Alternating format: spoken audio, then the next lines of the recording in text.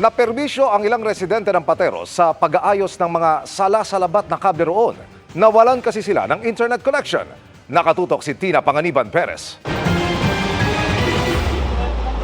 Sa Pateros, inaksyonan ng Meralco ang madalas nang inirereklamong sala-salabat na mga wire sa mga kalsada. Ang pinuntirya nila ang mga wire ng mga telecommunications company na hindi na gumagana o kaya ay walang permisong kumabit sa kanilang mga poste. Sabi ng Meralco, delikado kapag maraming kable ng mga telco ang nakakabit sa kanilang mga poste. Pag sobrang dami po yung mga unauthorized or mga illegal, yun na susobrahan po yung structural, nabibreach po yung structural capacity ng poste. At nagkakaroon po tayo ng instances na natutumba yung poste at nababagsakan po ating mga kababayan. Dahil wire na mga telco ang tinanggal, ang epekto, Samantala po kayo mawawala ng internet dahil sa paglilinis po ng wire dito sa ating lugar. Sa kanila, delikado na po ang mga wire na nakalaylay.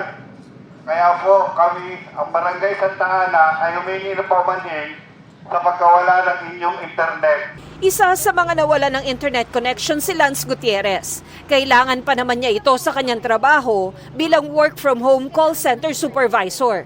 Oo, nawalan ho kami ng internet nag-work from home ako Nagpasabi po ba? Hindi Actually, kailangan nag-notice muna sila bago sila magganyan Humingi ng paumanhin ng Meralco sa mga naputulan ng internet connection. Pero hindi naman daw sila nagkulang ng pasabi sa mga telco.